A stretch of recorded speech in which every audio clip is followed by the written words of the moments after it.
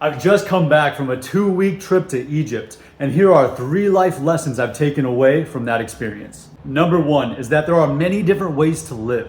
You see, when I was over there, the lifestyle is way different.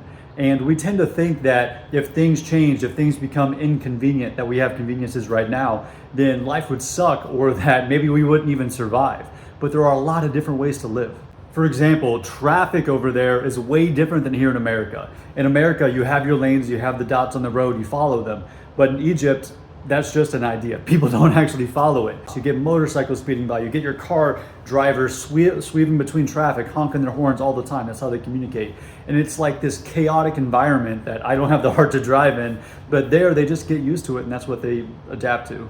And the religious customs were also very different. You see, the majority of Egyptians are Muslim, and we actually went during the month of Ramadan, which for the Muslim culture is a month of fasting and of prayer. And what they would do is they would pray 5 times a day, starting at 5 a.m., ending at 7.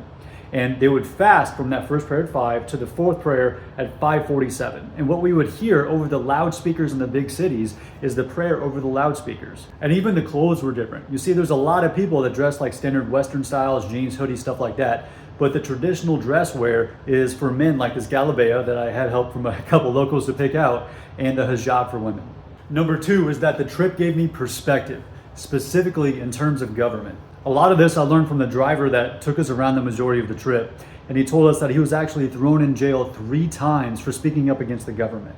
And now he doesn't speak up because he has a family to look after and he can't take that time away. And the financial system there is completely different as well.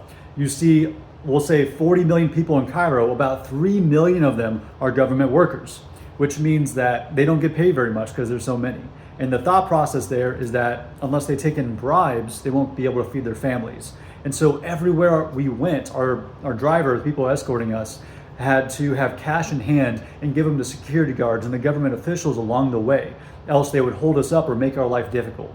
And number 3, lastly, is that no matter where you're at in the world, people are trying to survive. And ideally, on top of that, even find some happiness and purpose in life as well. And in a somewhat harsh environment or troublesome, difficult environment like Egypt, people's purpose is often just trying to take care of their families. And for example, the majority of what I learned there was from our driver who drove us around the majority of the trip.